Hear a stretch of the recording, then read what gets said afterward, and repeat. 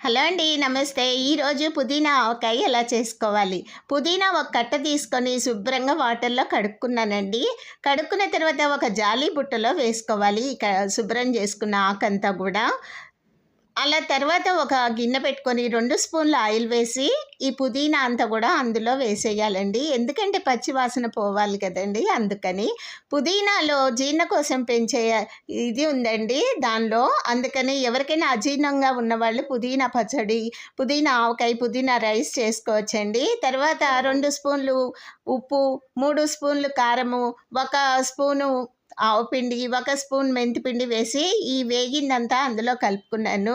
తర్వాత పోపుకి ఆవాలు, మినపప్పు వేసుకొని, ఇంగువ వేసుకున్న, ఆయిల్ పచ్చడికి సరిపడా వేసుకున్న. ఒక నిమ్మకాయ తీసుకొని ఈ పచ్చట్లో పిండుకుంటే ఉంటుంది టేస్ట్. రైస్‌లోకి సూపర్‌గా ఉంటుందండి.